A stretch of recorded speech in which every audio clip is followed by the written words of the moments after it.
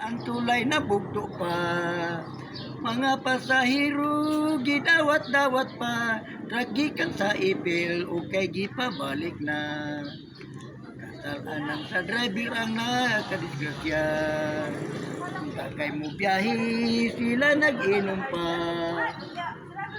Insert sa terminal kay apurado na, usa magpadayon yun ang truck sa paglarga. Diha pa ang truck, wala pa kalarga.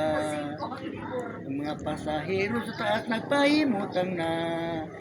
Kay kuno mula street naman katuntra ka, driver gipasidan ang sa mga pasahero niya. Driver sa among inabuhi, ikaw may tagiya. Magmani-manin truck padagan hinay-hinaya. Intubag ang driver nang insulto siya, sayon dalon ang truck ug lapat kining karsada. Wala madugay ang truck ay nilarga, ug ang inspektor sa tikit ang ulikta. Pagabot sa tagitik ang truck ay slide pa, pagabot sa tugaya sa lintugot man kapunta. Dayon tahibalo ni OIC Kabaho, ang Batsilog Express intaw nahulog. Tuas sa lintugop ang nahimutangan, daghang pasahero Aurora ug katukuran. Ang balog yun ni Junior Kabaho, ug yang giadtuan si Tiago Cordillera. Ang Batsilog Express intaw nahulog, ang mga biktima intaw hinabangan ta. Ang pagtubag ni Tiago dahil kinumidya matunya, parijun, way problema, by one take one, ang lungon lang. Ay balong marati, ano nang ubintugo. Sa ilang panabang, sila nagahugog. Sa ibabaw ububos, mga truck nagdagan, ang mga biktima, gibulag pagkagutman. Dayon pahibalo sa lungsod sa tukuran. Ang Batsilog Express, intaw nahulog man. Daghang pasahero ban ang mga labasira, kalan arming nating luli o sinura. Ang pahibalo sa lungsod sa kapatagan, ang Batsilog Express intaw nahulog man. Tuas sa lintugop ang nahimutangan, daghang pasahero may usakabit ang biyahan. Ang pagkahibalo ni Marcia Buko, sa munisipyo gidagan niya ang radyo. Tungod sa iyang igsoon nga dakong masakiton, ang ngalan ni Ophelia wala niya ipamiton. Palo karon nakatag na.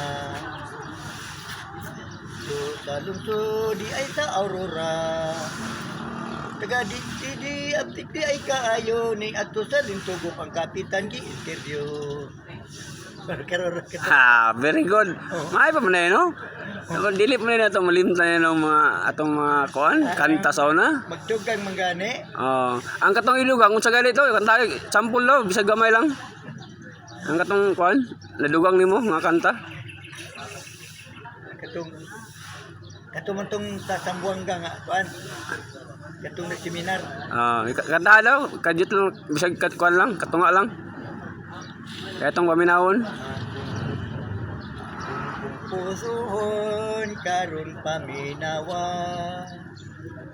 Nalimot na ko Ako talang lain, isa lang katong lain. Katong bitang katawanan bitaw, sakit nung kanta to. Imo pang na hinumduman. Ada kung nga kanta nga. Katawanan zero. Gikan sa prisuhan, ning oli ko sa akong ginikanan. Ini karon nga Pasko, ako nahibulong kaayo. Si nanay o tatay, wala gayud sila malipay. Ako sila nga giingnan, ngano ba unsay hinungdan.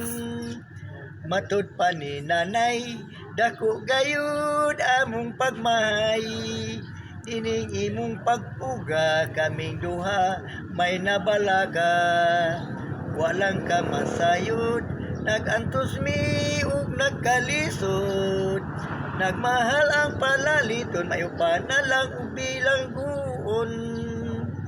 Undo mayo pa na lang mubalikan sa bilangguan. Kay dito libre ang tanan, gwardyado ang imong Pinoy anan. Kami si tatay nimo, kung mahimo ikuyog na lang, haron maimpas ang among utang, kung Merry Christmas na lang. Sa bilangguan kondo, ayaw ka bala ka kung daghag dugho. Sayon ka na nga patyon sa saya ko, nga iso kong baho. Hindi pa mamatay, apay purul sa imong tatay. Duha ka tuig nang walay labanan, limahog ka ng patay. Merry Christmas na lang sa mga bumbay nga tigpautang. Akong silingan nga dagkog agtang, iwas na ko nga palautang.